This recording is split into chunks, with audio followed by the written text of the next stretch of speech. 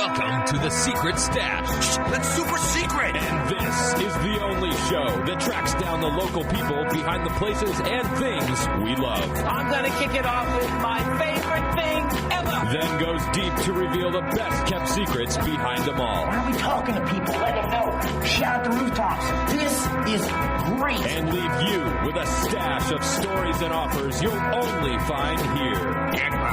Now, here's your host, Jesse Ibañez. Secret agent man, secret agent man. Hey, giving you a number and taking away your name. Hey, what's happening, gang? My name is Jesse Ibañez, and I am the secret agent man. And you in the stash, baby. This is the Secret Stash because we got some of the coolest local people doing some of the coolest local things and getting some good stories etched out as a result of it. And I'm flanked actually by a familiar face in the studio today. He is the co-founder of the GreenHouse Group. He is a mortgage planner. And by the way, what in the world is a mortgage planner, Jer? A mortgage planner? Yeah. That's a good question. Who told you I was a mortgage planner? Yeah. Yeah. God. So we like to use that phrase to differentiate between, say, a loan officer or a bank person who just kind of looks at the numbers to see if you qualify or not. You know, you can do that with a simple program. A mortgage plan entails putting together more components of what it is that you're looking to do, how you're going to buy, what your next purchase is going to be, where you're going to, you know, just all the stuff that you really need to include if you're going to make smart financial moves. Probably most important of which is having an exit plan, too, to get out of the mortgage in the first place. And most definitely. Crunching down the entire pecuniary profile. And that right there, my friend, I know I threw him kind of in the hot seat there unceremoniously, but that's Jeremy Beck for you. And we've invited him in the office today to do a special show for you that we like to do about once a month where we take Adrian, our producer, out to the streets and ask random people that he bumps into some of the more fundamental, more tenant questions about home ownership and finance to kind of get a pulse and see where the general consensus is at. And so that's a little segment we like to call Stash on the Street. And Jeff, what do you say we get started on that, brother? Time now for Stash on the Streets. Get off the streets! Get off the streets! You think you know, I personally believe that U.S. Americans don't have them. but you have no idea. What you just said is one of the most insanely idiotic things I have ever heard. Now, here's Jesse Ibañez on ESPN Radio 1700. So if you are one of those cats who is maybe current to think about, 2015, the year to buy for you. By the way, Money just put out an entire video on this saying that 2015 was the year to buy just because the rates are so low. And more importantly, because the rents are skyrocketing in the 10 major metropolitan areas, San Diego, of course, being one of the chief on that list. And so we thought it would be a good idea right now to get started with we'll call this a low-hanging fruit one, Jer. So what we've done is we've broken this up into 4 different parts, 2 questions each, 1 real estate question, 1 mortgage question. And I think we're going to start off with the real estate question first. And so it looks like we asked Serafino, what's the best way to price a home if you want to sell it for the most money? That seems like a legitimate question, right? Sure. So that concept, I think, of pricing, right? If you can kind of distill that down, usually it's like 1 of 3 basic tenets, right? So you can either try to jack the price up. Mm-hmm. That's called the endowment effect. You're trying to endow upon your market that the thing's worth more than it really is. Okay. Classic example being like a sticker price on a car, right? Yeah. So if you think you're going to get $400 for the crib, you put it up for $430, and then you kind of expect to get negotiated down. Uh-huh. That's option number 1. Option number 2 is what we call the eBay game, which is like, same example. You think it's worth $400, you actually intentionally price it for like $375, $350. Now, why in the world would you do that? Get a bidding war. Right? And then it ties into what they call a notional vestige and consistency. You're 10 times more likely to make a second one in line with the one. Or you just kind of plug it right around where you think it might be worth and say, hey, market, go get it. Mm-hmm. My favorite part about your explanations is when you get really fast and you start to go to the end and nobody cares. Exactly. Yeah. You realize you're droning yourself. No, it's good stuff in there. Don't hide it. Yeah. Well, so I'm curious. So that was option A was the higher one. B was the average, and C was. I'm sorry, A was higher, B was lower than average, and then C was right at average. So Jeff, what did Serafino answer? Price it higher than the average sales in the neighborhood. And that makes sense, like because if you want to sell it for the most. Yeah, it makes sense. You're trying to endow upon to that, and then you got to negotiate it down. You want to try to set that referent for the seller. Now, listen, first of all, it's not always true, right? So every little micro market behaves differently. But here's some stats I brought to this conversation so you can help me paint the picture of what I believe is the correct answer. The number one thing is the amount of... So the percentage of the original price that was received, right? So it's like you put it out there, let's say at 400, okay?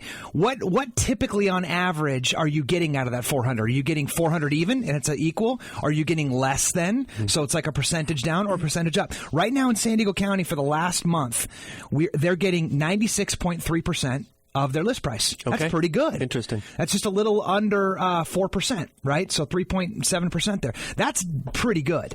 So, if you're listing it for 400, like you said, that's right there within like 388-ish, right? That's pretty gosh darn good. At the GreenHouse group, little self-plug here, our average is 103. Wow. So how in the world are we doing that? You might think, we're giving it away, right? We're giving it away. Well, the other element of that is days on market until sale. Okay. So normally it's a law of diminishing returns. Like the longer you're on, the less money you get, less avatar buyer. Average market time right now in San Diego County is 53 days. Okay. So you're on, you put your home up for sale and it's there for a month and a half? Exactly. Okay. A month and 3/4. Okay. Our average market time is actually 9 days right now. Dang. So it's taken a fraction of the time and you're getting 3% more. Now, how in the world are we doing that? Well, that would be an entire conversation we don't have time for today, but there's definitely an alchemy, but a lot of it has to do with pricing. So what we've actually found for our own sellers is to get top dollar, the endowment effect actually performs the worst. That's the price at highest. That's the price at really high. So then you don't really want to go eBay either because there's not a lot of inventory out there. There's no point in really undermining the home, right? Sure. So the goal is to find that little secret sauce where somebody sees it. It feels like the right price. You perceive value, and then you get a bunch of people that run out to the crib. They get excited about it. They move in emotionally. Sure. They make an offer. They're 10 times more likely to make a second offer in line with the one more. That's how we get it up to where it is. So it's interesting. When you look at the endowment prices versus those, the prices right at or slightly under actually end up outperforming the endowment. How about that? It's interesting. It's really cool. So he got it wrong, which means the correct answer was actually price it right at average or if just slightly under. Okay. Good little tip. Okay. So let's move on now to mortgage loan, my friend. In terms of mortgage loan, fill in the blank. LTV stands for loan to blank. Ratio. Yeah, loan to blank ratio. Listen, we've been doing this a few times now, right? Yeah. And what I've come to find out is that this is a great conversation builder for people who are out there walking the street. Yeah. I mean, Adrian's chasing people. They probably feel uncomfortable and they're nervous. No, but so what do they really know about this conversation? It could be an educational piece. So I love this. Do you want me to say what it is right now? No, let's see if Jessica got it first. Right, so Jeff, what did Jessica say? LTV stands for the loan to value ratio. Damn! Good job. Jessica be knowing some stuff. Yep. So who cares? Yeah. Right. Loan to value is a critical component. When people think, how much am I going to pay for my loan? What's my rate going to be? What's my mortgage payment? They might think of their credit. They might think of their other qualifications. What they might not know is that the ratio of how much the home is worth to how much you're borrowing against it is essentially a risk factor, right? Yeah. And so the bank wants to know, can I come back and get that property back if you don't pay me? Yeah. And if so, do I have a margin of error? And so the lower the loan to value, the less you borrow versus the value of the home. Less risk. The less risk and better rates. And it's a really kind of basic principle, and some people might roll their eyes when hearing this, like, oh, yeah, everybody knows that. But the truth is that I would say 40% of my clients that I meet with, as especially first-time home buyers, have never even heard this ratio before, and they don't know that it affects how much money. They know you have to have down payment, but they don't understand the sensitivity of the corollary between that and the purchase price. Exactly, and what you can do about it to save money, and that's one of the critical things that we do. You asked me what a mortgage planner does. This is one of the things that we do. If you're 6 months, 12 months out from buying buying right now, you have all the power in the world to control your destiny on what these types of things are going to look like come time to buy. But if you don't put a mortgage plan together, you just go get pre-qualified at the last minute from a bank. Yeah. Guess what? You didn't have the opportunity to control these things. So these are really maybe very seemingly trivial but powerful components. Yeah, and I love that thought too, because, if you understand how money works, you know that the last thing you want to do is go bury it in a dormant equity situation where it's like the down payment on your home, stagnant equity. It's not gaining any rate of return, no liquidity, no safety, no tax advantage, right? But there's definitely a sweet spot, right? Sure. So if you try to go all the bank leverage, the whole thing, you're going to pay for it monthly. Yeah. So where would you say that sweet spot starts for LTV? I love that question because it's a changing target. This is really a moving target all the time. Right now, 10% down is almost as good as 20% down. Wow. There are tons of programs out there that they call them no mortgage insurance, but it's lender paid mortgage. So the lender is going to pay the risk factor. They kind of cook it in, right? Yeah, and it's super cool because it doesn't increase your rate a ton, and you don't have that mortgage insurance, which is kind of a burner. And so, maybe as little as 10% down, you can really become effective. So 10% down, and it's basically the same as 20% down? Surely you can't be serious. You set up a question so you could press the button. It's pretty cool. So, hey, gang, I'm sorry, Jer, but Jessica was smarter than I think you had expected. She nailed it. She was all confident and stuff. Yeah. So I think if we're doing the tally right now, buddy, I think I'm up one, and I think you're down. I think the score officially is Jesse 1, Jeremy 0. And that's kind of like life, right, Adrian? Isn't that kind of like always is? Well, I think, I don't keep stats on this, but the past 2 times I won. Perfect opportunity for us to say coming up. And by the way, listen, before we go to break 2, there's no way we could get through these segments without some fuel. My man, Justin Gittleman from Local Juice Company. I'm a big fan of Justin. If you're a follower of the show and you're tuning in on YouTube, you see I'm holding these apothecary bottles of his every single week. This is the best coffee that you could possibly have. It's called his Cold Proof. It's got ghee, MCT, almond milk, coffee steam. You got to go check him out on Facebook, thelocaljuicecompany.com, at a farmer's market near you. Super yummy. So coming up, we're going to get right back into this. We're going to find out what's the most powerful way to get your offer accepted for multiple offers. You know that's going on right now, big time. And then how much you would guess a monthly payment costs at $300,000. We'll be right back. Bring up Busta Rhymes.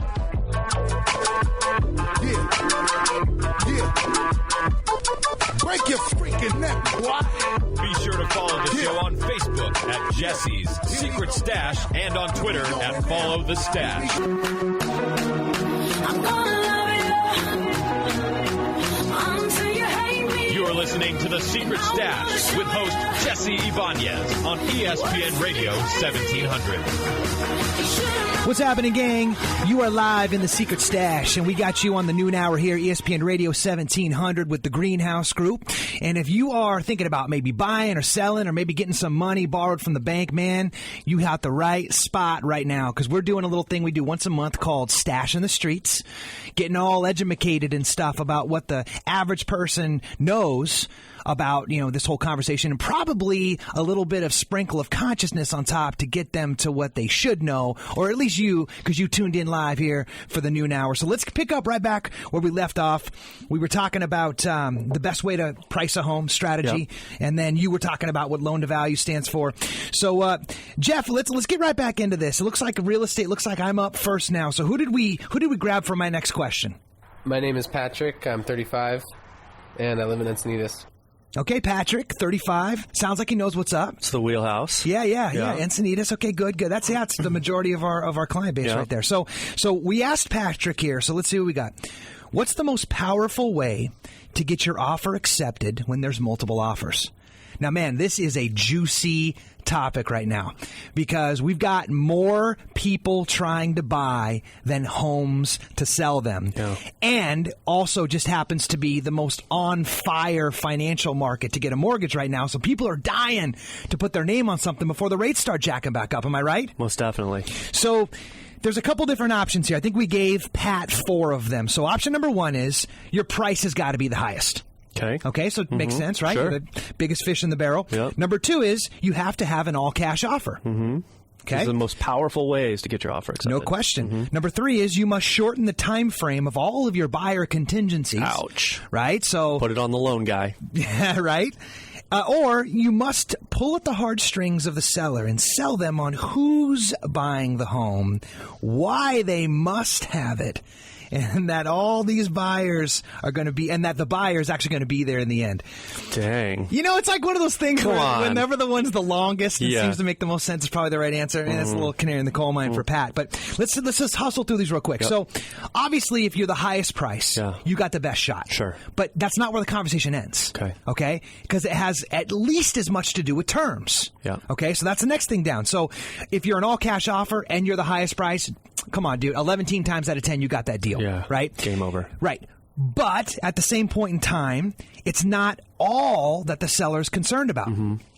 So the other thing might be contingencies, right? So how long is it going to take for you to close escrow? If everybody's saying 30 days and then you say 21 days, maybe they want their check a little bit earlier. That actually might get them the deal, even if it's a little bit less money, or potentially if it's not all cash and you actually have to get a loan. Right. So all of those things are very important, but, right?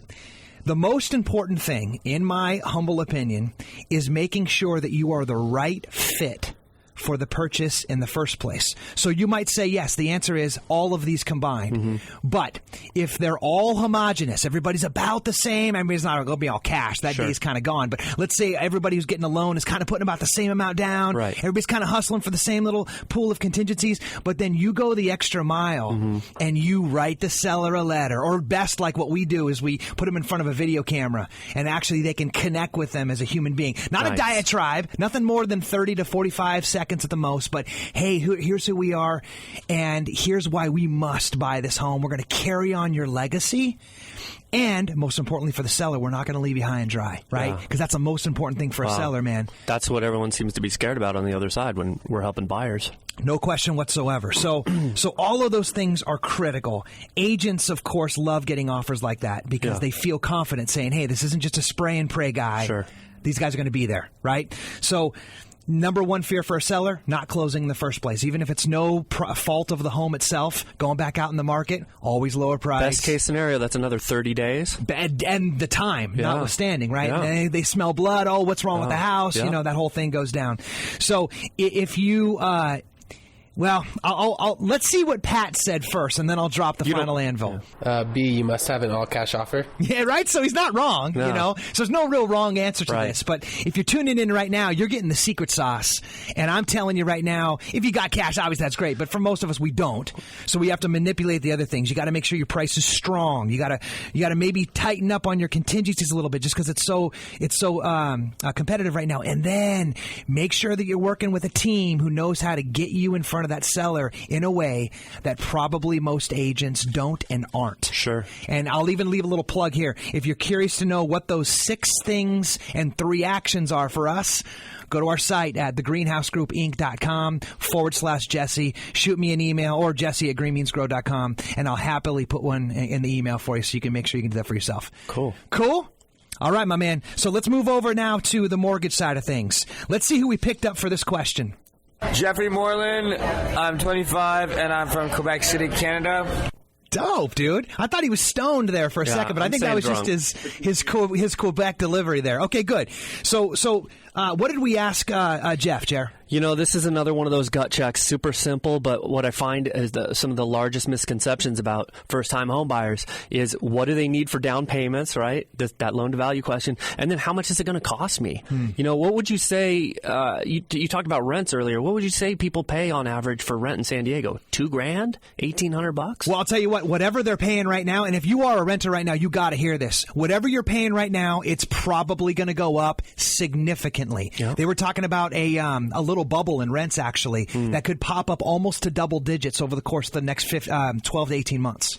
This sounds crazy. I was on a phone call this morning. We were actually in the car together. I was talking to my cousin. She used to pay $1,300 at her place. She's paying $1,800 now, and it's driving her out to go buy for less than she's paying in rent. And it's that's crazy. a volleyball lob for you because the rates are so low. It's crazy. That for a lot of places, it's actually cheaper when you factor in the tax savings and then the fact you're building equity than renting in the first place. Sure. So that's what we did. We just put a simple little thing, a 4% loan at $300,000. Right? Okay. And we asked, how much would you guess that monthly payment would be? And is that real? 4%? That's what's going down right now? I mean, that's probably even on the high side today. I just looked up rates this morning. They're at 3 3/4. Come on. Not disclosing APR. Yeah. Whatever you're supposed to say there. Yeah. Okay. Mm-hmm. So what were the options? So A, $1,400 a month. B, $1,600. C, $1,800. Or D, $2,000 a month. Okay, so $200 increments. Just wanted him to get in the ballpark. Do you have a general idea of what it's going to cost you for $300K? Because most people think they can't afford it. So, Jeff, your namesake, brother, what did Jeff answer? I'm going to guess $1,800 a month. Yeah. That's probably about where most people end up thinking in the $2,000 range. The answer is A. No way. $1,400. That's insanity. Now, let's sprinkle the legalese and the caveat. That's for the loan only. That doesn't include your tax and your insurance and that sort of thing. Or an HOA if it's a HOA condo. But most people would never guess that $300,000 might only cost you $1,400 a month. It's very affordable for most people. And I don't know, you're the realtor. Can you get something for $300,000 in San Diego? Well, you absolutely can. A couple shows back, actually, I was shocked. I'll speak for myself. I know the rest of the panel was too. That almost a quarter of the inventory this is all of San Diego County, granted. So you got some outliers there. Was for sale on the market for $250,000 or less. Dang. That's insane. I hear people say this to me all the time. I can't afford to buy in San Diego.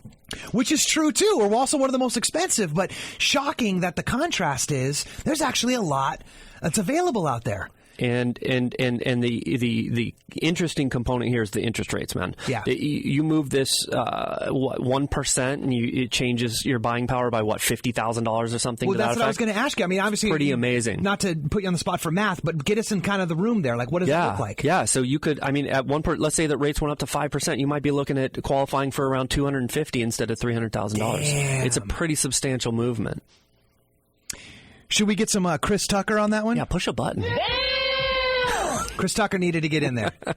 Adrian, what are you paying in rent right now? I was paying $16.95 for a 2-bedroom. $16.95 2-bedroom, dude. Yeah. That could get you. Yeah. Maybe you should think about coming in for a consultation, Adrian.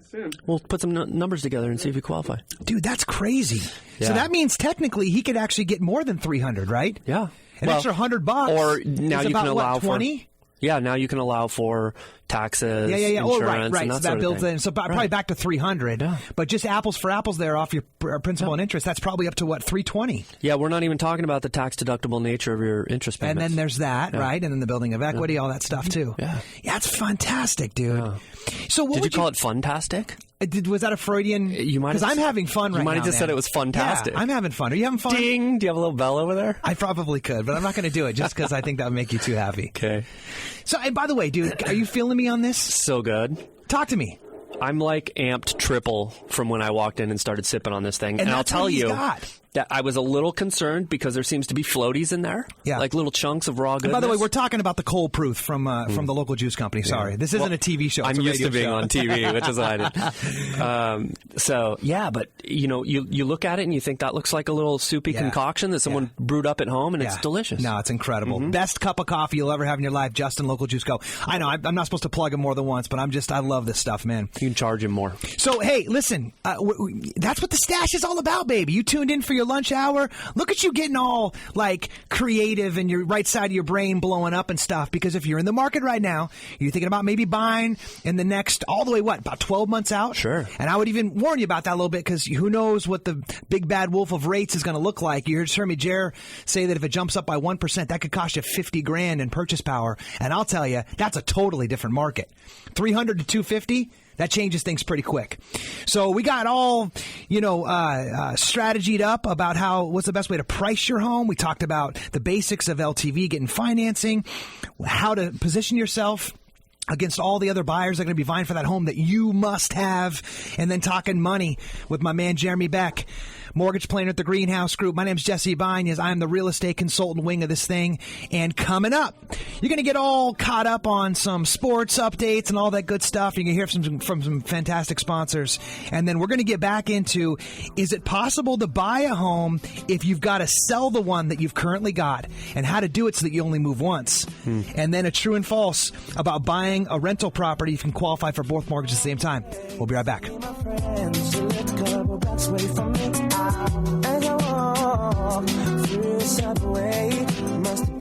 If you missed any of the show, check out the podcast at secretstashradio.com. You're listening to The Secret Stash with host Jesse Ibañez on ESPN Radio 1700. I love it when Jeff brings it live with a little Coley buds. Hopefully that's finding you just as well as it's finding us right now, because you in the stash, baby. And we got some cool local people talking about some cool local stuff. Just happens to be us this time. Yeah, super cool people. Yeah, super cool people. My name is Jesse Ibañez, host, of course, for the next 30 minutes here from the GreenHouse Group, flanked by my man Jeremy Beck, mortgage planner, co-founder of the GreenHouse Group. What up? Hey, buddy.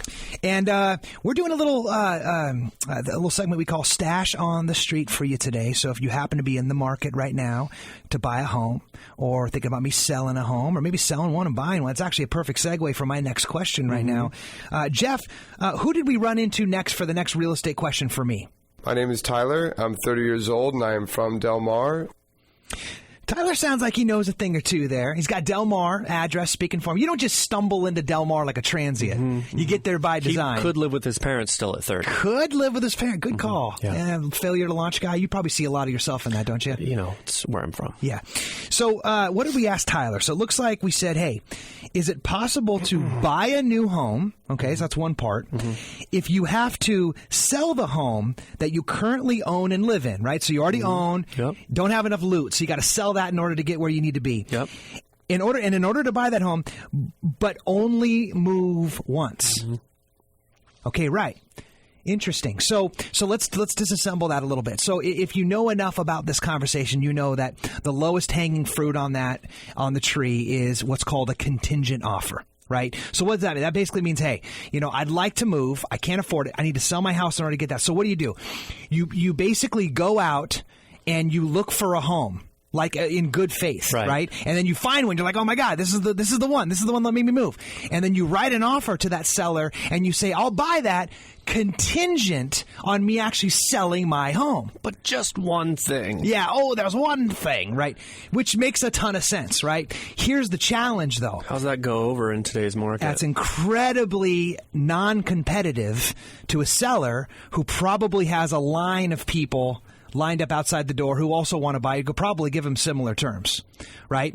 So that context builds in a bunch of complexity, a lot usually of uncertainty, right? How long might you have to wait for them to pull the trigger? It's going to be a longer, drawn-out escrow. That concept of actually having to locate a buyer might not be that hard right now, just because, again, there's lots of people, there's not a lot of inventory, people want to buy homes. So as long as you effectively price your home, you could put it. Here's the challenge, though, is that all of that's only true inside of a vacuum, right? So here's the key to that. Normally what people do is they say, look, I can't put myself in this situation. Like, if I do that, first of all, my life's probably going to totally stink, because the stress level of going through two transactions at the same time is about the same of doing dentistry on yourself, right? You never want to do that. You want to delegate that to someone you trust in that capacity. So what they do is they say, okay, I'm just going to sell my home. Then I'm going to be homeless, or find some rental to get into for a little bit until I find one. And that's clunky too, because moving sucks almost just as much. So here's where the strategy comes in. Now, this is not for everybody, because it's a high risk, high reward type of situation. So you might say, Jarrett, you got to have a really strong why. Okay. In that situation, because people don't really, want to consider contingent offers on homes right now because they don't need to, right? What you could possibly do is sell the home and then negotiate in a rent back. So the selling of the home is still principal. Okay, it's still first on the list.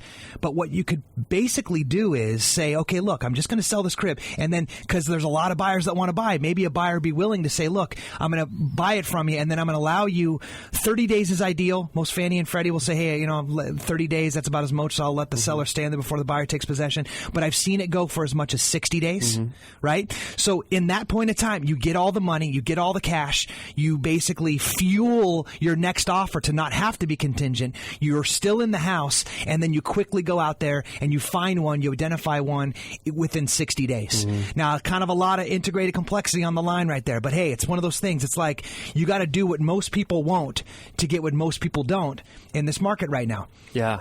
What you didn't even hit on are the loan aspects of buying and selling at the same time. The lender, unless you can qualify for both homes, the lender's not going to want you to buy that next home until you sell your home. And that's a trick.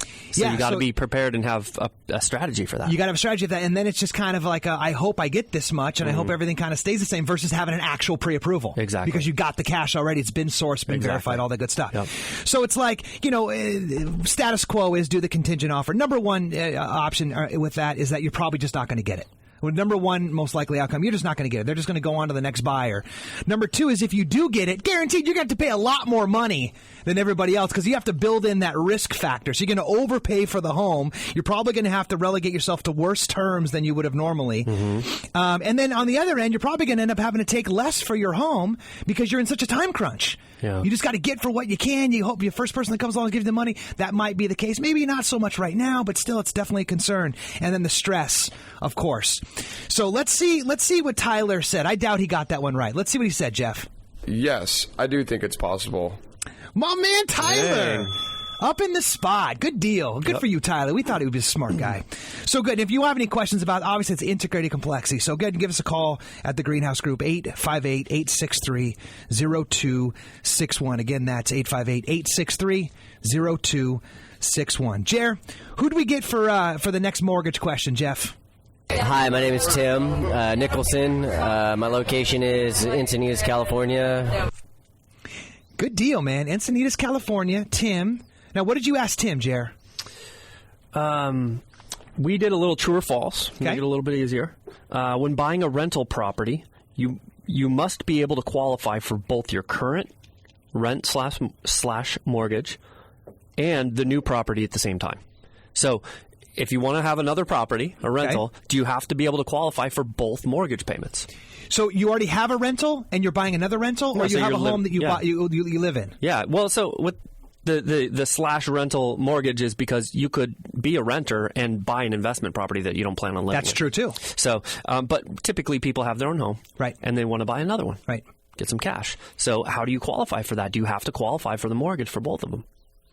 It would seem so, wouldn't it? Right. Yeah. So that's what keeps most people out of the investment property arena that I'm finding. So I meet with somebody, they say, hey, I really want to buy an investment property, but I can't afford two mortgages at once. And so what am I supposed to do? I don't have the ability to do that. And here's the thing that most people don't know is that when you're buying an investment property, you can potentially use the potential rental income to offset the mortgage payment and qualifications. You okay, buddy? Yeah, this is just making me really uncomfortable, Jeremy. Yeah. So what happens is, let's say that you're buying a home and the new total obligation is going to be $2,500 a month. Okay. And then you plan on getting $1,900 a month in rent. You can use a portion of that potential or projected rental income to offset that for the qualification. So you really don't have to qualify for both at the same time. And that's kind of a workaround too, right? Because like I remember, back when you could fog a glass and get a loan for $500,000 on the last market, like you could use anything. Sure. And then that all went away, as it probably should if it was irresponsible lending. So this is kind of like a little workaround, is it not? Yeah. So they don't use the whole amount. Right. So you can't just make up any rental amount. You're going to do a rental survey. You're going to make sure that's an appropriate amount. And then they only use a portion of it to account for some lapse there. But they know there's a little bit of logic in lending sometimes, and they know that you're going to be getting a check every month. So hopefully every month, and if not most months. And so they use a portion of that money to offset that qualification. It's really cool. So most people don't know that they could buy an investment property right now. This is good. All right. Well, hey, now's the time. So, Jeff, what did Tim say? True. Yeah. You have to qualify for all three. Yeah. Exactly. Interesting. It's again a very common misconception. And I'm curious if you're tuning in right now, you're finding that question exactly where you're at. You're like, hey man, and you don't have to own a home to buy an investment property. Like if you find something good that makes a lot of sense, and it's like, hey, I don't want to really live there, I don't want to sacrifice my lifestyle, then you can utilize that same exact workaround, either if you currently own or if you don't own, to make sure that you help offset some of the weight, I guess, that would normally endure. And there's some pre-planning ahead, so it's really important to get in touch with someone to make sure that you're putting that plan together early before you start going shopping. Yeah, so why don't you share, if they are finding that, how would they get a hold of you for that? Sure. A couple easy ways. Jeremy, Jeremy, at greenmeansgrow.com, and also my direct line, if you want to go the old-fashioned way and call me, 858-863-0262. Sounds good, man. Hey, coming up, right after the break, we're going to finalize the stash in the street by asking Mike and Judy a couple questions. One about investment properties, multi-units, kind of a play on what you were just talking about. And then, who in the world is the current Fed chairman, and why is that important or have anything to do with your buying or financing strategies? You're in the stash, baby, and we'll be right back. Guilt's burning, inside I'm hurting. This ain't a feeling I can keep, so blame it on the show on Facebook at Jesse's Secret Stash and on Twitter at Follow the Stash. Put your hands in the air. You're listening to The Secret Stash with host Jesse Ibañez on ESPN Radio 1700. What's happening, gang? You are live in The Secret Stash. And this is a special segment that we're doing just for you right now, for finding you either in the market to buy a home, potentially want to trade in the one that you got, maybe even trade the one you got and get a new one, or some financing in between. My name's Jesse Ibañez. I'm the co-founder of the GreenHouse Group, alongside my business partner, Jeremy Beck, who is the mortgage planner of that dynamic duo. Sure. We're so dynamic, dude. Totally. It's fantastic over there, fantastic. As you coined in the first segment, I believe. But seriously, though, folks, we are wrapping up now the fourth leg of the Stash in the Streets, where we went out, we bumped into 8 different people, asked them 8 questions for real estate, for mortgage, to get an idea about what the general intelligence or consciousness is. So let's wrap this up, Jeff. There's one more real estate question for me. Who did we find? Okay, my name is Mike Davis. I'm 44 years old from Encinitas, California. Sounds like Adrian was trolling the Encinitas streets. Yeah, this is good, though. This is good. So Mike sounds like he is old enough to be able to at least consider. I know I'm just riffing right now, right? This could be the furthest thing from the truth. The concept of buying multi-unit spots. Sure. Okay. So we asked Mike if you wanted to buy a multi-unit investment property. So what is that? That's like if you're just buying a home where you're the only one going to live in it, that's 1 unit. A duplex is 2. You get the idea, right? Oh. So Jeremy and I specialize from 1 units all the way to 4 units. And then 4 and up, you got to work with commercial guys. So we said, hey, if you wanted to buy a multi-unit investment property where you lived in one of the units and then had renters paying you for the other ones, could you use their projected rents to buy a more expensive home? Interesting. So a little bit of convergence here from the last segment when Jeremy was talking about this. That might be a leading indicator that the answer to this is yes, right? If you were checking that out. But let's get specific about this, because this is key, you guys. I was shocked when I actually plugged in some of these numbers. So first of all, fat chance finding let's say a 4 unit, right, in San Diego for less than $600. Sure. They might be out there, but let's just use some real math. So let's say you stumble across a 4 unit, it's $600,000. Now, first and foremost, the loan it's got to be conforming 417 and below. So if it's 600 and you're planning on putting like 20% down, that's going to be above, and that's called high balance. right? So a couple interesting factors about the high balance. But if you're actually choosing to live in one of the units, you still get to be the benefactor of the owner-occupied juice that comes along with that, right? So, for example, 4% interest rates are still available to you if you plan on living in one of the units. Second example, less money down. You could probably even get 10% down, Jer? Oh, and still right consider on the that? spot. Yeah, it depends on the number of units. Actually, it's different per. Right. I don't have that. Less than 10, it starts getting a little shady. But basically, you don't have to come in with 20 or 30. Right. You could. So let's just say they had some loot. They were able to bring 150 to the down payment. Okay, that'd be nice to have. Not everybody's got that, but let's just use some funny money here. And then their loan amount was $450,000. The difference between the two, $600,000 purchase price. Do you know the payment on that is $2,150? Sounds about right. Principal and interest payment $2,150. Now check this out. That's a 4-unit. So you're trying to tell me you can't get more than $700 rent for the other 3 units in San Diego County? Probably could. Yeah. That's the payment. Yeah. So you could actually live in one of them almost free. Now, granted, you got some taxes you got to deal with. You got some insurance and stuff like that. Sure. No, like anyone would. Right. But, dude, dollar for dollar, apple for apple, that's crazy talk. It is. Of course, the benefactor of the rates being so low. So trip on that. Of course, the answer to that is yes, because you know that from that. But let's see if Mike got it right, Jeff. Yes, that is an income type situation, and you could use that money to buy a more expensive home. Check out the big brain on Mike. Easy, Mike. Okay, cool. Awesome. He almost Mike gave you an APR at the end of that. Mike knows his stuff. Who did we bump into for Jeremy, Jeff? My name is Judy Goodspeed. I'm 66, and I live in Del Mar. Okay, cool. What'd you ask Judy? This one is just a gut check. See where people are at. Okay. Who is the current Federal Reserve chairperson? Okay. And you know the answer is? Janet Yellen. Yeah, Janet Yellen. Now, more importantly than just knowing that, though, what's one big takeaway that you think? That's the whole reason we're talking about this right now. And nobody cares in this conversation. But every time I meet with somebody and they ask me the direction of rates, or I get in a phone call, are rates going to go up? Is the Fed going to raise rates? I hear this question all the time. Right. And what they're asking me is the Fed going to increase mortgage rates? Right. They don't. Right. But they do have a corollary effect, of course. So the Fed does not directly affect the mortgage rates, but what they do does have a corollary effect. Sure. And they dictate the overnight borrowing costs for bank banks, to bank. Yeah, bank to bank. Or bank from the Fed. Now, why is that a corollary, though? So how does it actually end up matriculating into mortgage rates? Well, you can imagine if I'm going to lend you money, $100, and I give you an interest rate, but I have to borrow that money to lend it to you. I've got to have a spread, right? If I'm paying 5% on it, you're going to pay 10, right? So that's how banks lend. They borrow cheaper than they lend it to you. Right. And so they do, in turn, end up having a general effect. So let's see if Judy got that right.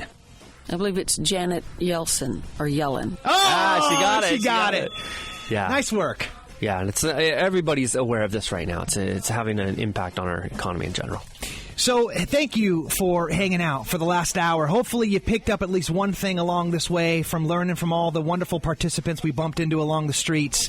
And if any of these things spark some interest for you to be able to get clear about either buying, selling, or financing your next purchase, contact us at the GreenHouse Group. You can reach us directly at 858-863-0261. Again, my name is Jesse. That's Jeremy. You can catch us at the GreenHouse Group at 858-863-0261. We'll catch you back here next week at a new time. We're going to be sliding over to the 1 to 2 o'clock hour. We'll catch you then. Thanks for hanging out.